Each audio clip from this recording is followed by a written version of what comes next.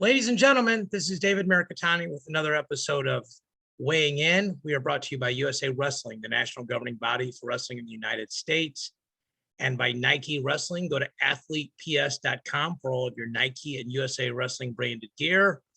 Mark Ostrander is on the train today. Grant Turner is doing volleyball things down in Texas, I believe.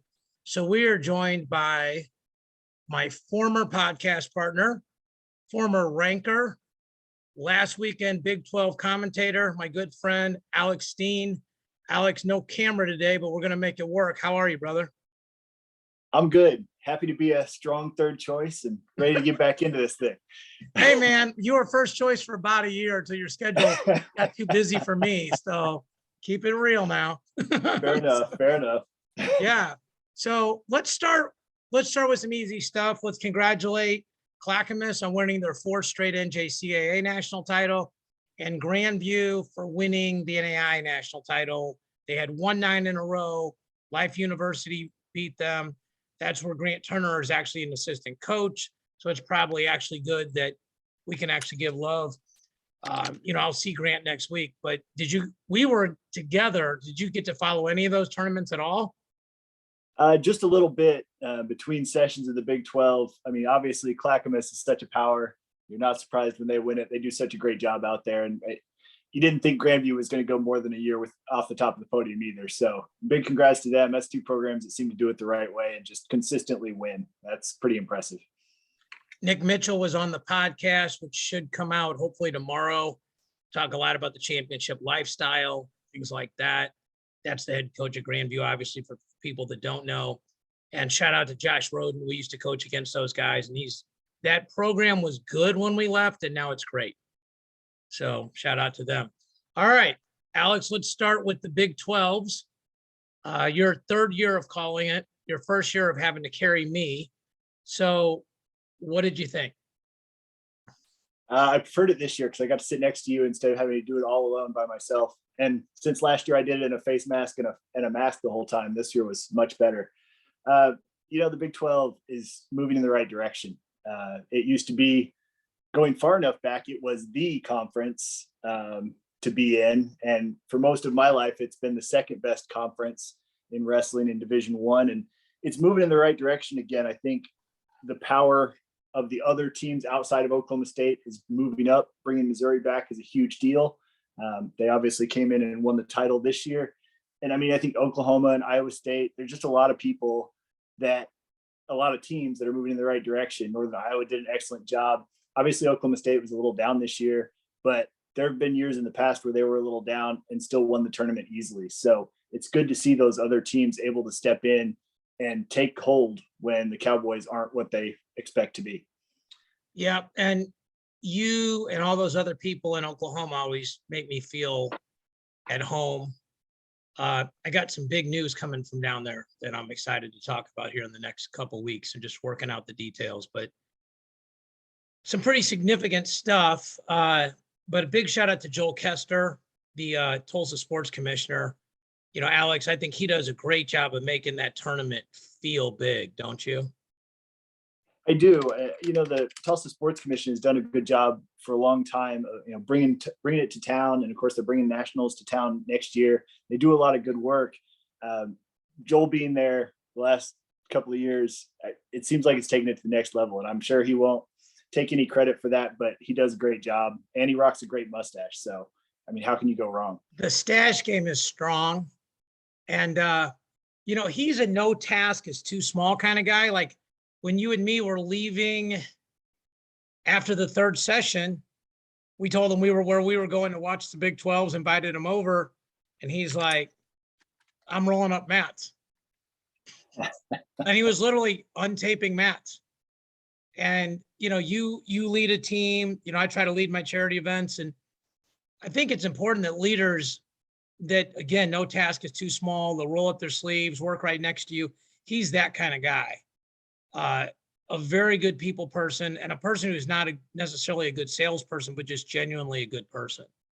And so I think it's pretty easy to see why those things are happening. So I know when you get bored, you watch this pod, so you know a little bit about the format.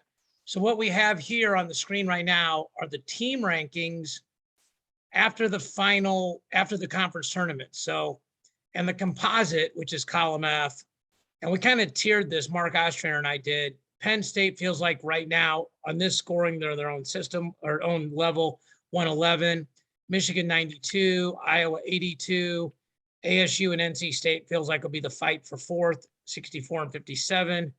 Cornell and Ohio State at 43 and 41. And then a whole truckload of teams here from Nebraska down to Princeton, all kind of within one semifinal or quarterfinal bout going right, 37 to 26. Then if you compare that to the seeds, so this is interesting. Penn State is at 113, Michigan 96 and a half, Iowa 81 and a half. So it's a bigger gap there. ASU and NC State are about the same. And again, the fall off. So the seeds are not real far off. We're going to break down the brackets versus the rankings, but on the team side, what sticks out to you? It's really, the story to me is Michigan. I think all year long we expected that, well, I guess you take it back to the start of the year, we expected them to be in the team race, especially once they got Suriano. Once that news broke, it kind of seemed like they had a chance to challenge Iowa and Penn State. And then all year long, it just didn't look like it was going to happen. They didn't quite perform to the level that I'm sure they expected. There were just a lot of guys. There were some guys in and out of the lineup, and it didn't look for a long time like they were going to do it. And then, of course, over the weekend, they win the Big Tens, and now they're right there. They're right there where if they perform well and maybe Penn State has a slip up, they could take a national title, which would be their first in program history, I believe. This is what we thought we were going to get, and now we're going to get it. So I think that's a huge story. To me, that's a huge story. The other two stories, I think, are the importance of the portal, right? Like you look at Penn State with Dean and Hildebrandt. You look at Michigan with Suriano and Bruckey and Misik, if you go far enough back. If you look at Iowa with Ironman, and I know, and DeSanto, like where would these, Arizona State with Parco, like these schools would all probably either be down a slot or much closer to the next slot without that. The other thing that I think is really interesting is the idea of a deep tournament versus a shallow tournament. And I coached in junior college for about 20 years, and our best teams, like we wouldn't always win like an 8 or 12 team tournament, but we would go to nationals and crush because we had 4 or 5 guys that could go really deep.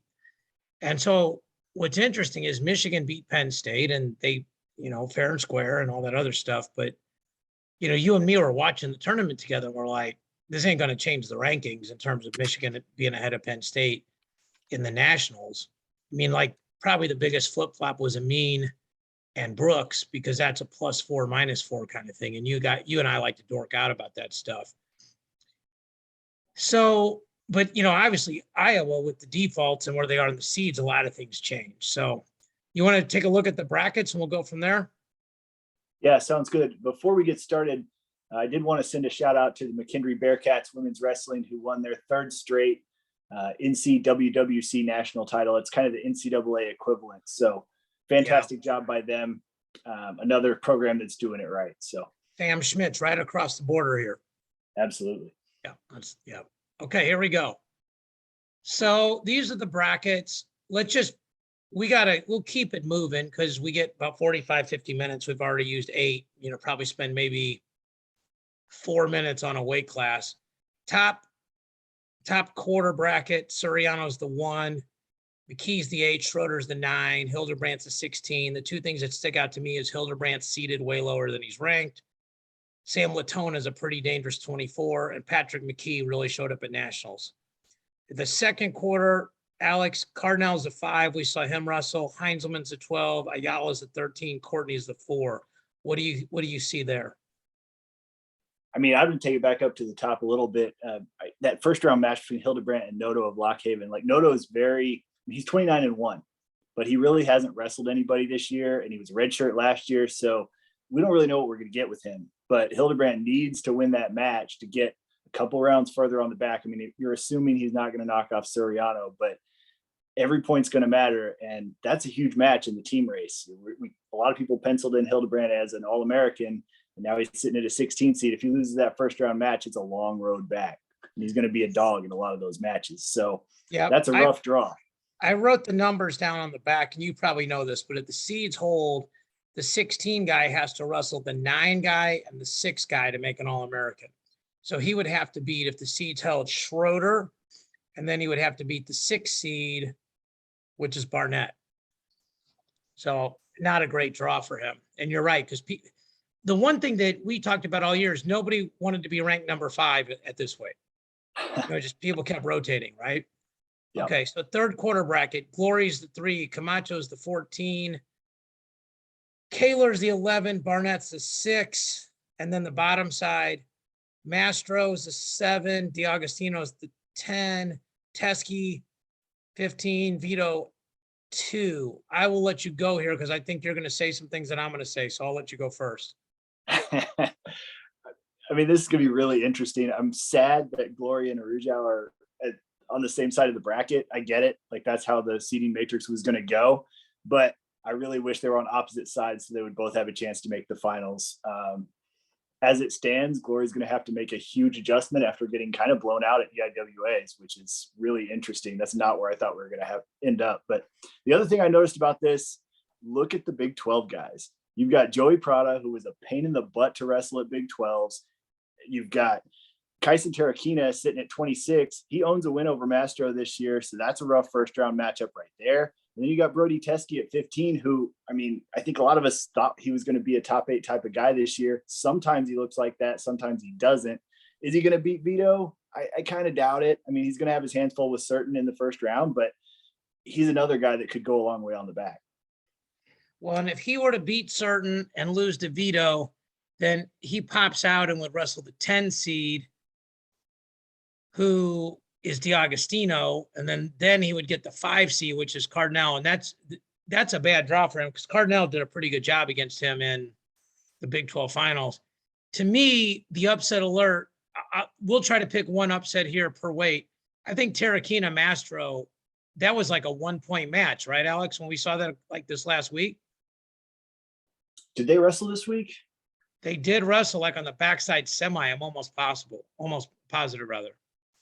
Anyway, I think yeah. that's a match that could go either way. You know, if you're an Oklahoma State guy, it's like, well, Mastro's got 10 more days to get healthy, and Tarakina might have the best offense in the Big 12 of anybody at this weight.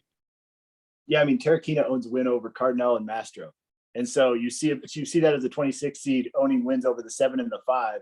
You know he's got a chance to pull some upsets, but obviously he's got some losses that are keeping that seed down. Yeah. My upset alert is Taylor Lamont up at 21 against Malik Heinzelman of Ohio State.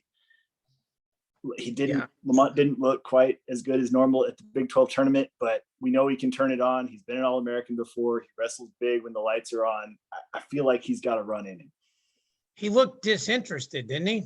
He did. That's what I mean. Like, if that switch flips, and I know it's not super easy to flip that switch all the time, but we know he can do it. If he's in it and locked in, he's tough to beat. Yes, for sure. All right, 133. RBY is the 1. Coder Hunt from across the river here is the 16. Kolioko's the 9. Foley's the 8. Adesayev's an interesting 24. What do you think of the top quarter? You know, this weight, I don't want to disparage anyone here, but after 125, where I was seeing guys in the 20s that I thought were impressive wrestlers, this weight doesn't quite have the depth, at least of the proven guys. You know, Rayvon Foley, we've seen Coliacho, we know because he's been around a while. And, you know, yeah, the Cyclone looks good. I'm not even going to try that last name, even though I've said it a couple of times. I'm not going to Adesayev. Yeah, Adesayev. Good. So, but it feels like no one's touching RBY, and Foley, I don't know. He just hasn't been as good this year as I thought he would be. I thought he'd kind of creep up there and be that guy trying to knock on the door of the top 6, maybe even the top 4. He still obviously could, but he just hasn't made the progression I thought he would. Yeah. So DeSanto's the 5, which we're going to talk about. Philippe's the 12, which is interesting.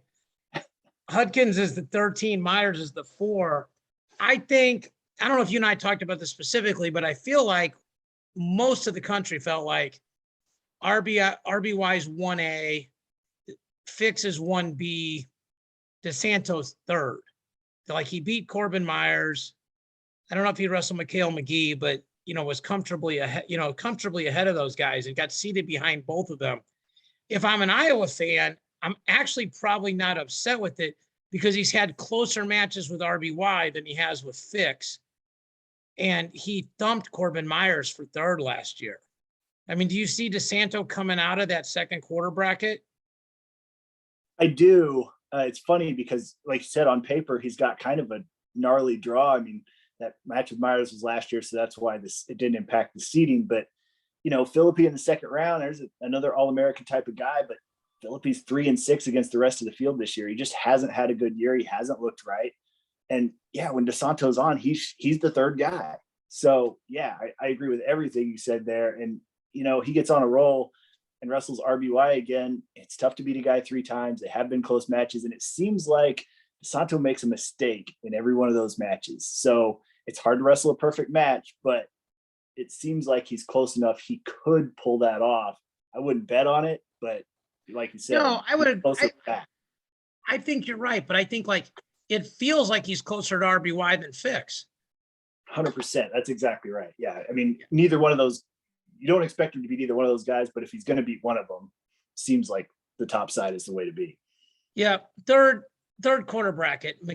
Mikhail McGee's the 3. Kyle Biscaglia is the 14. Turner's the 11. Ragason's the 6. To me, this is a great draw for McGee. Biscaglia is weird to wrestle. He'll have to beat that baseball grip if that match happens. But he's beaten Turner, and he absolutely thumped Ragason in December. And obviously, there's no easy matches, but somebody that you majored in and dang near text is a good draw in the quarterfinals. Bird, Cannon, Orini. Everybody at home, it's Orini. It's not Orine. He's from St. Louis, Missouri. It's Orini. And Dayton Fix are on the bottom side. It feels like it's Dayton all day here. So what are your thoughts on the bottom half of the bracket? I mean, certainly that's what you would expect. Like you said, McGee, he hasn't wrestled Fix yet this season, so it's a good draw for him. He'd rather be down here than against RBY again. And then, yeah, Ragusin and Bird, this is funny. So when I used to be running the open mat, those were guys I saw at Fargo, and they were both little bitty, skinny, 80-something pound cadets. So it's cool to see them in the national tournament, making noise, being All-American level wrestlers. That's really fun for me. And, those guys are tough. Like, they've been wrestling at a high level for a long time. They're not going to be easy outs. Yeah, McGee kind of thumped him last time, so okay. But they're going to take some beating. And then, of course, Madrigal's sitting there at 23 for Oklahoma. I don't think he's healthy, but he is so tough when he's right.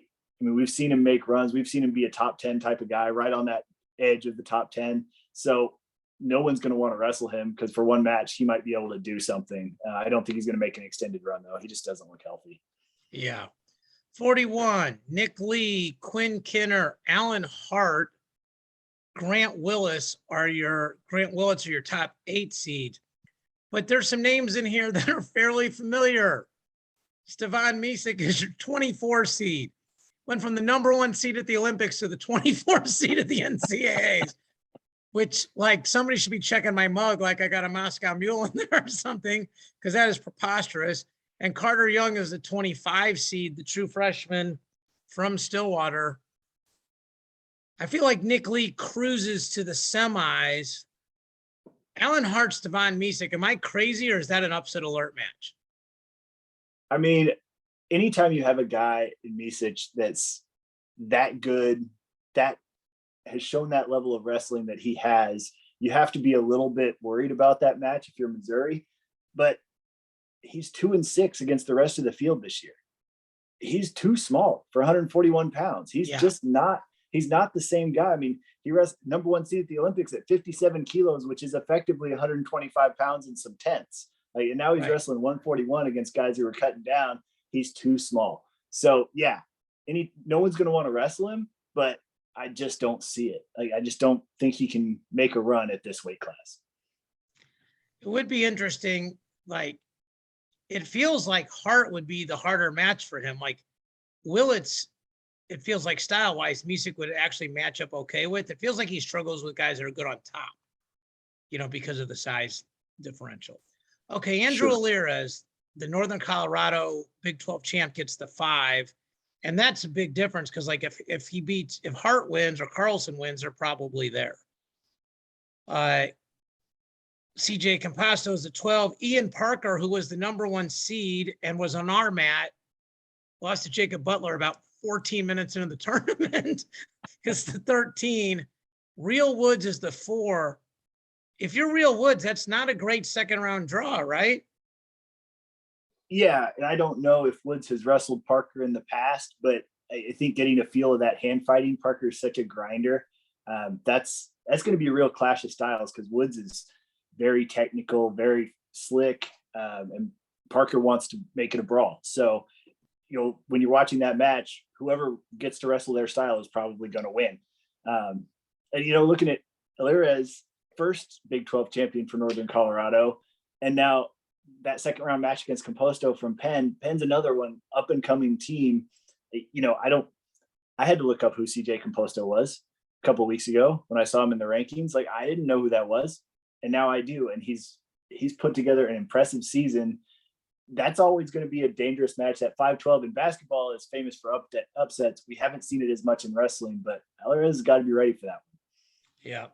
So this third quarter bracket is absolutely gnarly, to use your word. Rivera's 24-0, but defaulted out of the Big Tens. Jacob Butler is 8-13, but beat Ian Parker. Chad Red is 12-6, but just All-Americans every year. Dresden Simon went 7-6 with Jaden Ironman. Then you got Cole Matthews, who's very quietly had a great season. I mean, I think the story here is Cole Matthews feels like he'll make the quarters. And I feel like Chad Red, Simon, or Rivera coming out of that quarter would not surprise you, right? Because it's the NCAA tournament, you're right that it wouldn't surprise me. Up to the point where he forfeited out of the Big Tens, Rivera's been crushing people. Yes. And so I kind of feel like he should win that quarter and even get to the semis. Anything short of the semis for me is going to be a surprise there. Chad Red is bananas, pinned Dean Heil at an NCAA tournament. Like, you never know what he's going to do, but his All-Americans have all been 6th, 7th, or 8th place. So I don't see him beating Rivera, but then again, it's Chad Red. Like, if he throws him on his back and pins him, am I going to be completely surprised? Of course not. That he does that to people. So it's a wild quarter. Some of those early backside matches are not going to be cool at all for these guys. I mean, it's going to be rough, but Rivera is the heavy favorite. I would tell you this, Chad Red might be the most likely 19 seed to make the finals because Rivera's not healthy and Ironman's not healthy. I mean, I'm just like, Ironman's got knee problems. Right. Okay, Carlson's the 7, Berglund 10, Keys on Clark, Ryan Jack going to wrestle for the 14th time, and Ironman's the 2. So again, if Ironman's healthy, he's the class of this quarter bracket. We didn't get to see Ironman Rivera. And actually, we should go back, Alex, quickly. Who are your finalist picks at 25? I mean, down low, I'm pretty chalk. I got Soriano over Vito at 25. I hate it. I want it to be Pat Glory, but I will take Vito over Soriano. Okay. You're not on camera. Jot these down and wing bet for the next time I see you. Junior duels. Okay. All right. Okay. 33. I assume you're taking Fix over RBY. No, RBY is going to beat Fix again because Fix. I mean, I hope nobody takes this the wrong way, but Fix has finished second in the biggest 3 tournaments he's entered the last several years. NCAA's twice, Worlds once. And RBY is just a bad matchup for him, especially if he can ride him again, which made the difference in the finals last year. But RBY is so careful, so tactical in those matches that they can't get into scrambles. And once a match, he finds a good shot and scores. And I expect that to happen again. It's not going to be fan friendly, but that's what I'm seeing. All right. I'll agree with you there. 41. I got Nick Lee. And I can't figure out who's coming out of the bottom half of this bracket because I don't know who's healthy. I'm going to take Rivera. Okay. You're going to take Rivera. I still have Ironman. That guy just knows how to win wrestling matches, and he's so dangerous. He's just not very fun to wrestle, I would imagine. So, and he's going to be in overtime with Nick Lee again because that's what they do. So, yeah. All right, we go to 49. 49 is a bracket that got seeded a little bit differently than we thought. I think a lot of us thought. So John Diakomahalis is the 1. Dagan McDougal is the 16, 17. I think G got a pretty generous 9. Murin's the 8. Let's just talk about that. Murin thumped G pretty good at the bout on the ballpark. Dagan McDougal, complete clash. But Yanni's coming out of this quarter bracket, right? Yeah, and I mean, on the Gefeller seed, anytime you've got a conference championship, you're going to get a bump. So he's probably a little higher than maybe his overall body of work, but they reward the conference champions. So that's how that happened. And we'll see it a little bit in a minute, but Murin really kind of got, I don't want to say it was a bad seed, but the 5, 6, 7 here are all kind of linked together by 1 or 2 results. There weren't a lot of data points between the conferences this year. So it was kind of one of those situations where you had to put them 5, 6, 7, but if there'd been some more data points, Murin might have ended up a little higher. All right, let me ask you this. If Kyle Parko doesn't lose to Bo Bartlett, is he the 3 seed? Probably. I forget what his. Yeah, I mean, probably because he'd be undefeated, right? Yeah, I mean, and he's already got a win over Milner, who's super high. Yeah, he doesn't have as many quality wins as some of them do, but yeah, he's probably the 3 seed. You're probably right. I'm probably right 14% of the time, so I'm gonna take it. All right, Parko's the 5, Van Brill's the 12, Bartlett's the 13, Sasso's the 4. Sasso beat Bartlett in a close match. Bartlett wrestles everybody close. Sasso's sort of the big loser in all this because Diakomahalis kind of thumped him at the finals of CKLV, and he gets killed for losing to Gomez, flips him on the top side of the bracket. Who do you have if it's Sasso Parko? I think Sasso will get that done. Parko was a really nice story last year, and he's a really good wrestler, but Sasso's just got a few more ways to beat you. Parko is going to have to take him down several times, and I just don't see that happening without Sasso getting a couple. And that cradle's ever present, so it's going to be close. And I expect a lot of points on the board, but I just don't know if Parko has enough. I would pay to watch Parko wrestle Gomez. Absolutely. Just over under numbers. This bracket is full of that because the Gomez Andonian, we're not going to get it probably because of the seeds, but if Andonian can pull one upset, we could get a Gomez Andonian quarter, and that would be fantastic. Yes. All right. 3rd quarter bracket. Gomez is your 3. Yaya Thomas is a 19.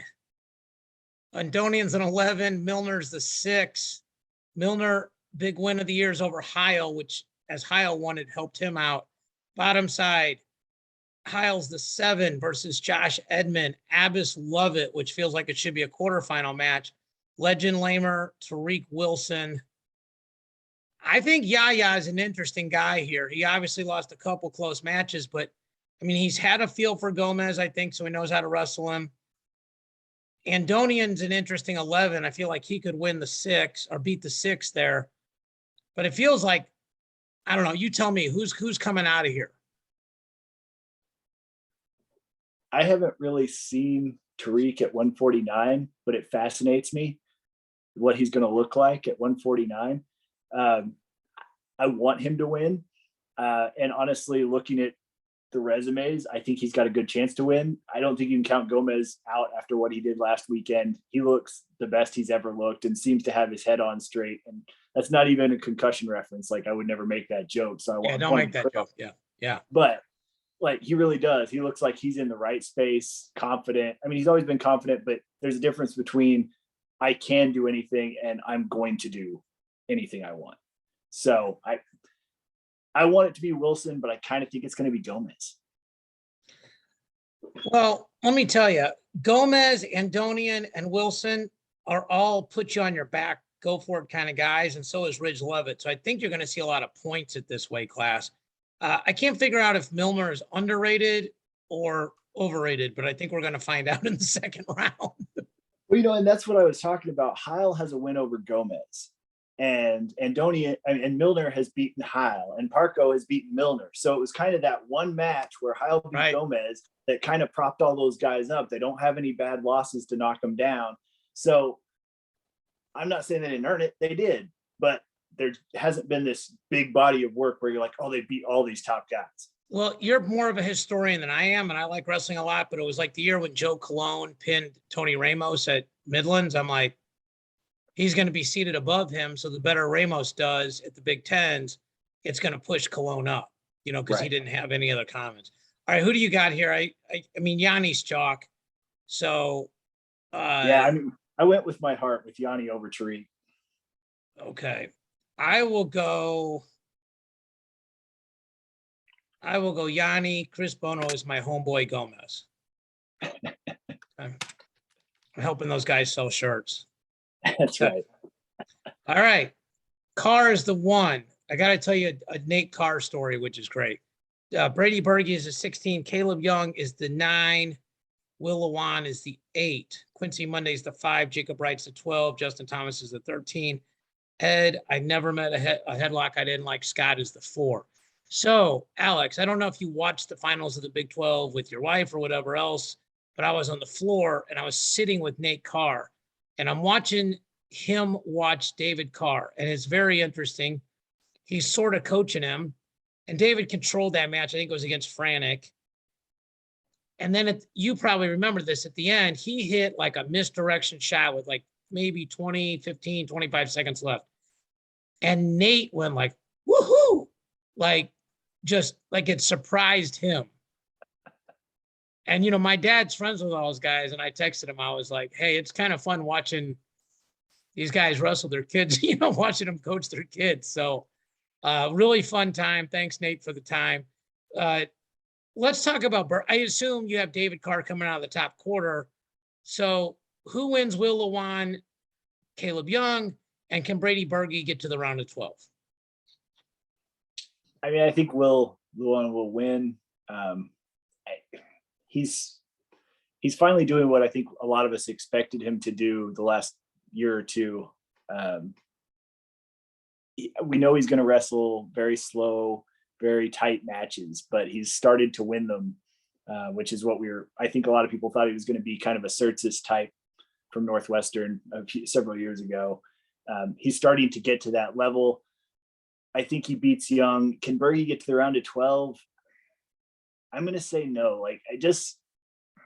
It makes me nervous to cut down another weight class to go to 157. I know he's been there in the past, but this is 3 days of weigh-ins. Obviously, you only have to weigh in twice to get to the round of 12, but he has wrestled very few matches.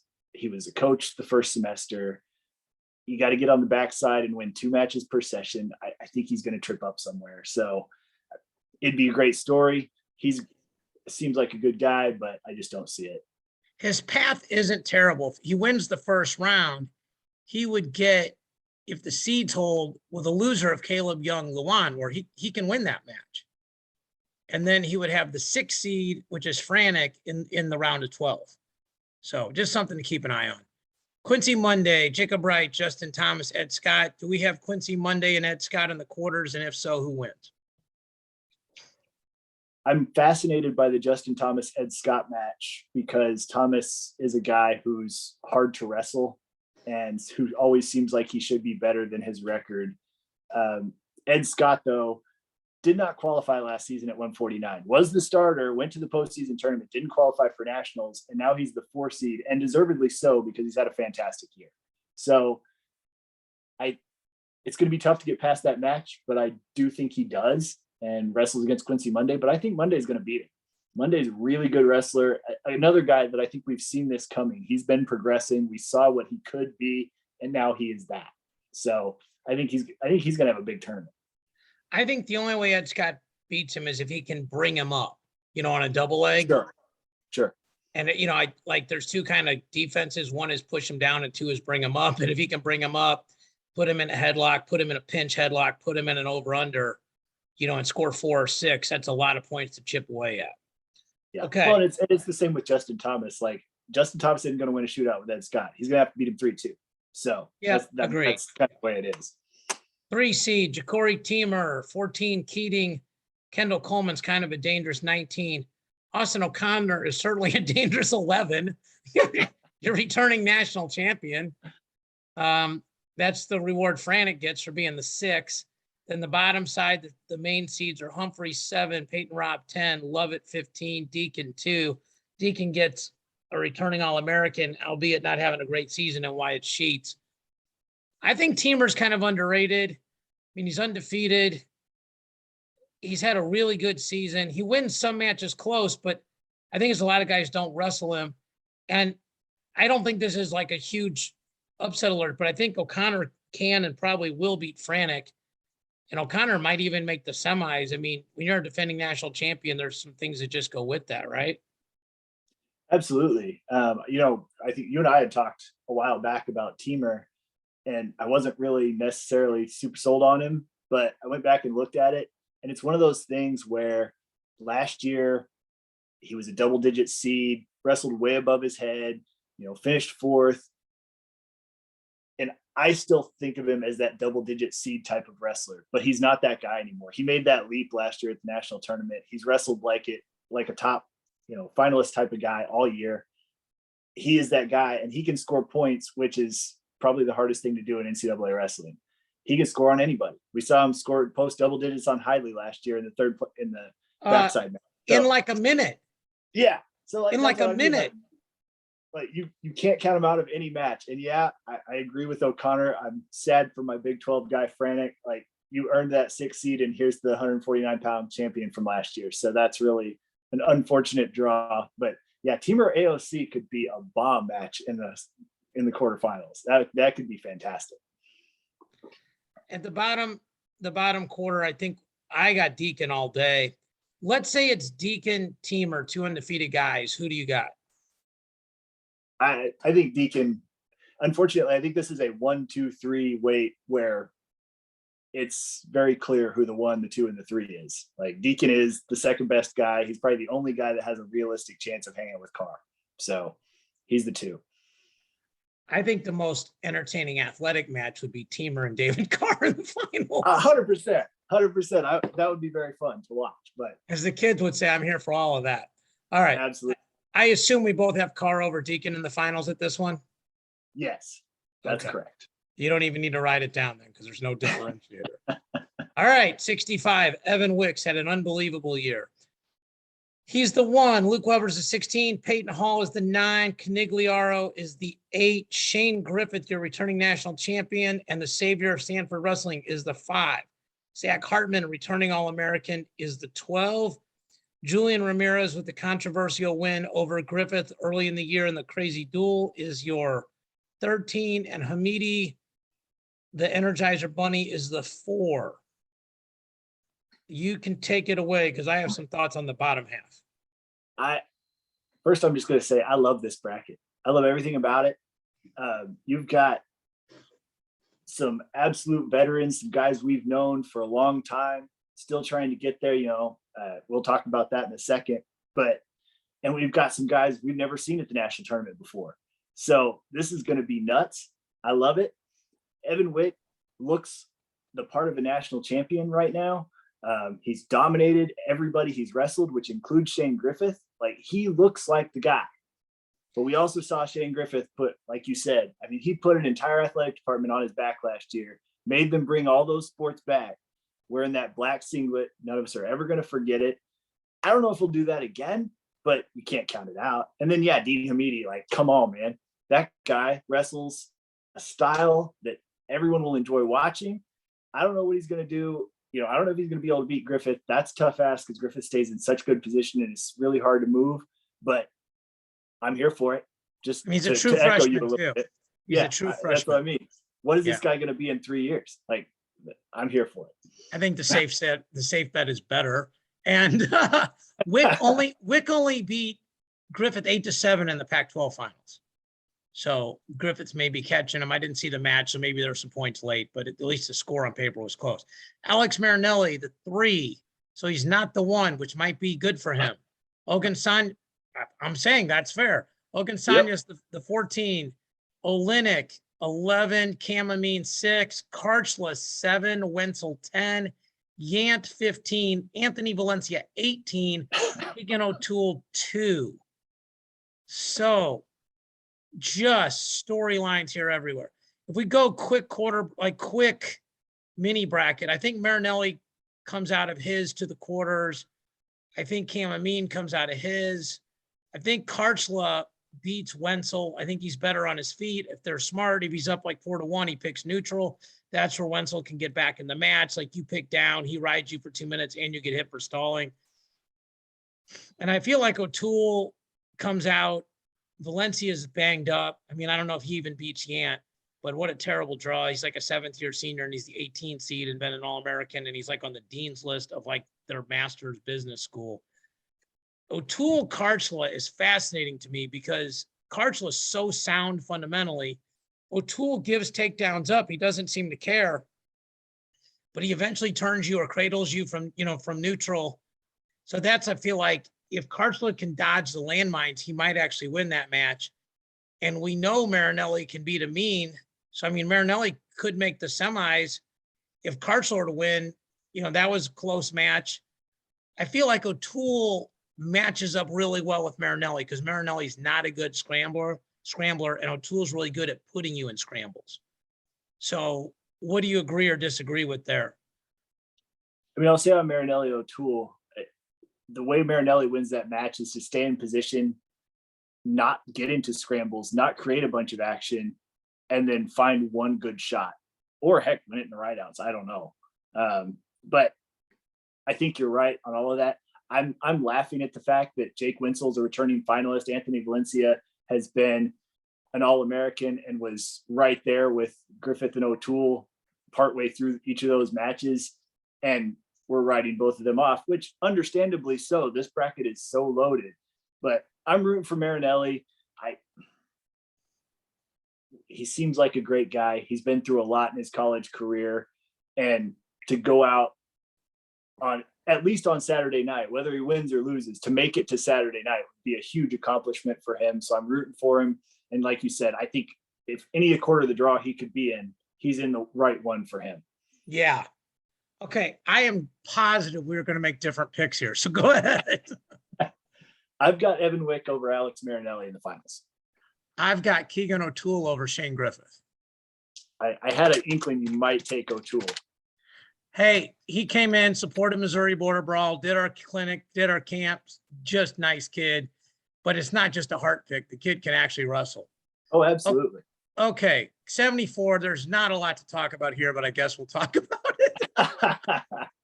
Starachi, the 1, Kemp, the 16, Mikey Labs is the 9, which is insane to me.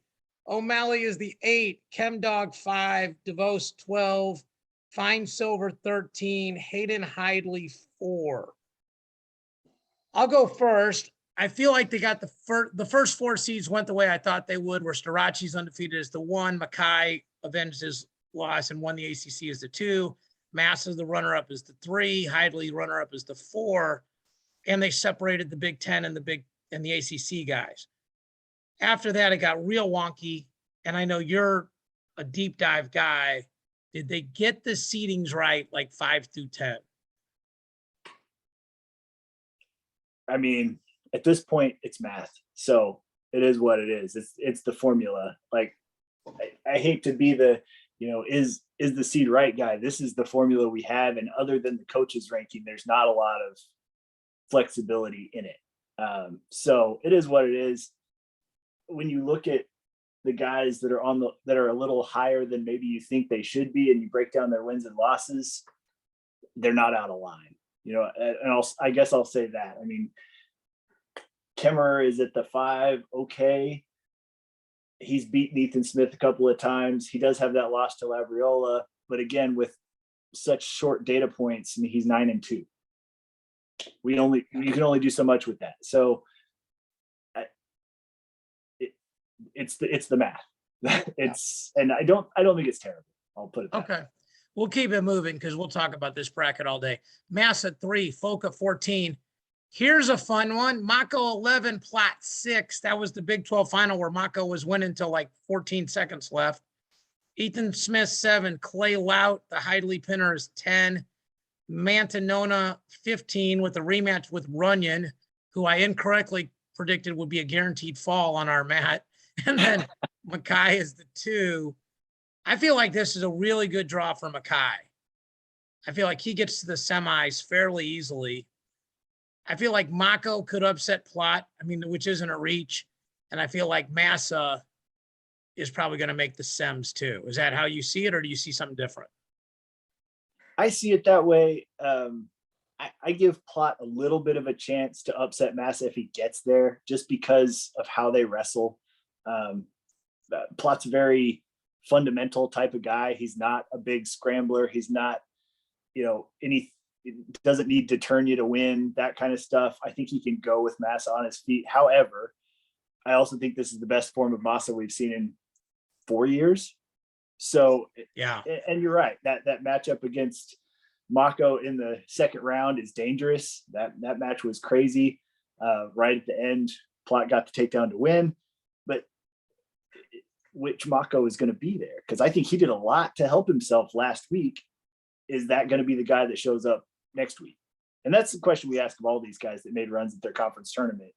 Well, Craig Martin, who is on our USA Wrestling podcast, live one that we did together, he had like spreadsheets, and he's like, Mako's in a great position. He's the 6 seed, but the 3 and the 2 seeds are both guys he's beaten.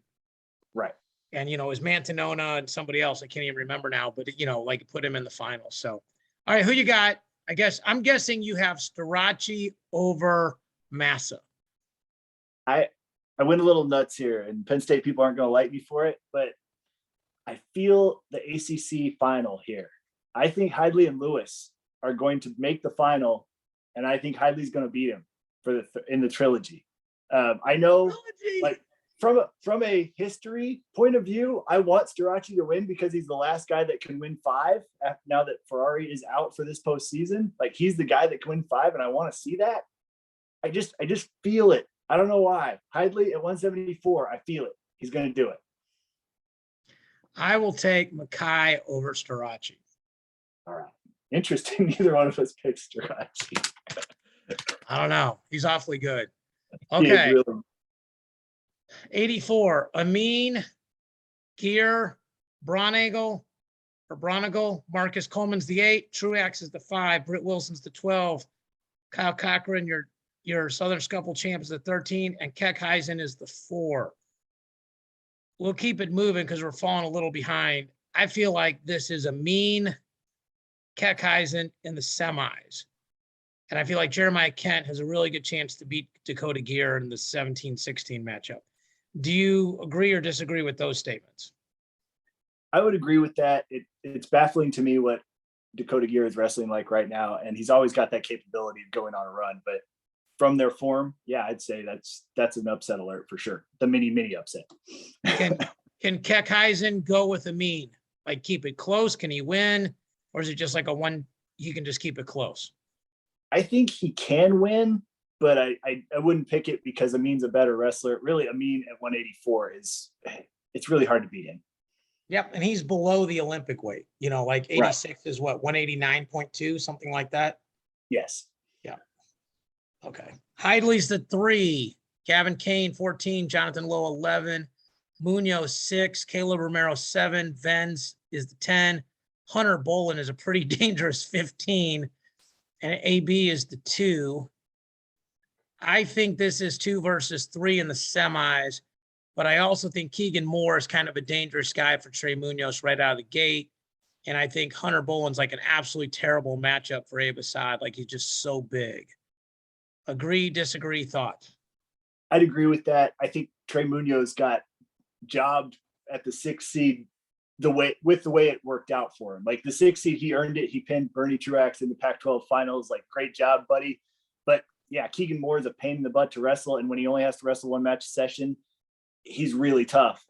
Jonathan Lowe from Cornell in the 2nd round, not a gimme. And then if you survive those matches, you've got Hidley, who's an absolute monster at 3. Yeah. Tough path there. I got Brooks over Hidley in the semis. You have the same? No, I've got that one flipped, and it's because Brooks looked tired at the end of the Big Ten tournament. And if you're going to look tired against Amin, you're going to wear out against Hidley. Hidley's huge. He's a beast. Like, maybe it was a little thing. Maybe it was an off day for Brooks, and it probably was because he's really, really good again. But I didn't like what I saw there. I think Hidley's going to do it. And then you have, I'm assuming, Amin coming out of the top. Correct. And Amin or Hidley winning. I've got Amin winning because I think Amin can just out wrestle him. I mean, we've seen Amin get overpowered at 197. I don't think that happens. Yeah, he doesn't get overpowered here. So you have Amin over Hidley. I'm going to take Brooks over Amin to use your word, the trilogy. Okay, 97, which might be the craziest bracket, like probably more movement in this weight class all year than anybody else. Max Dean is the 1. Cordell Norfleet is the 16, which is insane. J.I. Yellow, under 23 world bronze medalist, is your 17. Cam Caffey, who is ranked as high as I think 4 nationally, is the 9. Dupre is the 8. Bonacorsi, your national finalist, is your 5. Tanner Sloan, who can turn you like a doorknob, is your 12. Woodley, returning All-American, is 13. Brucky is your 4. I will let you go first here. We'll just take the top quarter bracket. So, there are brackets in the NCAAs. Obviously, you and I pay close attention, so you pretty much know every name in there. But there are brackets that I look at, and like first round, there aren't many interesting matches, maybe not even in the second round. This one in the top quarter has 2 that are fascinating because Aiello and Norfleet are incredible talents, really good wrestlers. They're clashing the first one. And then Cam Caffey, Evan Bachman. We got to see Evan Bachman in person. I hadn't seen him before. He is an absolute monster. He has thighs that are bigger than my torso, okay? Like, this guy is really hard to wrestle, a Cal Baptist transfer. And then Caffey's always must-see viewing. So I'm fascinated to see what that match looks like. I mean, I do think it's going to be Dean and Dupre at the end. Dupre actually kind of fascinating to me as well. He could make a run. So I think that's going to end up being chalk, but the other matches are really interesting to look at. Second quarter bracket, Bonacorsi seems like a fairly manageable draw. I think Sloan's obviously good, but not like super scary. I think Woodley has a good chance to beat Brucky. Am I crazy or not? No, you're absolutely not, because he's already done it this year. He beat him in November at the Michigan State Open. Yeah. And Woodley made the semifinals last year in a similar position. Like, Jake Woodley, you and I have talked about this before, but I'm always surprised when he loses. Like, he's so good when he does his stuff. He gets his hands locked around a leg, he's going to score. And that's a really dangerous spot for Brucky to be in, especially with Michigan needing him in the team race. Okay. We got 7 minutes left. Eric Schultz is the 3, Bolsack 14, Panola 11, Warner 6, Rocky Elam 7, Younger Bastida 10, Trumbull 15, Buchanan 2. Things to look out for here. Elam, if he were to win and the seeds hold, will have to wrestle Younger Bastida, which is an absolute terrible draw for him. He's lost to him twice now. Bastida gets the double junior world medalist and champ Braxton Amos. Trumbull has beat some really good guys this year, including Elam. That's not a great second round draw if you're Buchanan. So let's just go to who makes the finals. I got Stephen Buchanan over Max Dean. Okay. I don't even know if I can disagree with that, which would be unbelievable for Wyoming, right? Yep. But I feel like there's all these different permutations here of what could happen. Like, if Trumbull beat Buchanan, I wouldn't be shocked. If Bastida were to make it out, I mean, Buchanan's kind of his kryptonite, but like if Trumbull beat Buchanan, I think Bastida would be favored over Trumbull. Yes. So I'll stick with you. I'll go same thing. Buchanan over Max Dean.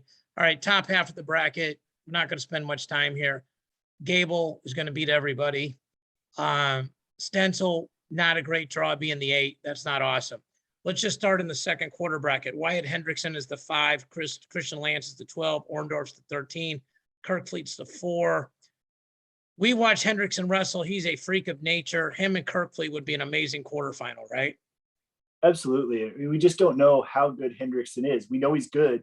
We're just not sure how he matches up with any of those other top guys because he hasn't seen him since last year. I mean, he beat Wood last year on the backside, but he hasn't wrestled any of those Big Ten top guys or Colton Schultz. So we don't know how good he is. I can't wait to see it. I think the best guy he wrestled all year was Fernandez. Yeah. I was talking to Stan Barber and Joe Johnston about it. Okay. Bottom side, Cassiope did himself a huge favor, gets himself on the bottom side. He's the 3. Luffman's the 14. Quick sidebar, if seeds hold, Heinzelman Serber will wrestle again in the first round consies. Gas Tank Gary's the 11. Jordan Wood is the 6. Mason Paris on the surface kind of got hosed as the 7, but it feels like he actually got a really good draw. Traxler's the 10. The Campbell kid is the 15. Colton Schultz is the 2. You're a smart guy, so I'm not going to ask you who's coming out of the top. Who's coming out of the bottom? I think it's going to be Cassiope, but I agree with you on Paris' draw. Like, if he was going to be anywhere in this bracket, it's where he would want to be there. I mean, obviously, outside of being a top 2 or 3 seed, which he wasn't going to get. So he's in a good spot. He might even be able to make the semifinals. That quarter against Colton Schultz would be big in the team race. But I think Cassiope just did the work in the offseason. He looks like a different guy this year, and he was already pretty good. Okay, I'm going to pick Paris to make the finals. All right. I see it. Okay, so we are almost out of here. We will be at Nationals next week. Mark Oster and I will be doing interviews. I'm changing my camera so you can see my top. Michigan Border Brawl charity event I run is going to be Tuesday night at in downtown Detroit. You can go to nitrotickets.com and get your tickets. USA Wrestling's covering it. We have 4 number 1 girls wrestling. Alex, we've got 7 to 9 boys matches. We've got Matthew Kolosnik wrestling Dean Heil in our main event. We have Josh Barr, Braden Thompson. We just got some freaking hammers and Fugits wrestling. Cannon Webster's wrestling. Both Cassiope sisters are wrestling. Mike Amin's going to be an honorary coach. My dad's going to be an honorary coach. Roy Hall's going to be an honorary coach. We got Lewis Baker on the 2s and 1s. So pretty excited about that event. You've covered that event at least once from the outside looking in. What do you think? I mean, you do a great job of putting together these rosters. I don't know how many kids we talk to. Well, kids, they're in college now, and some of them past that. But, you know, how many stars in the college wrestling world we talk to that, hey, that's a Border Brawl guy. Hey, that's a Border Brawl guy.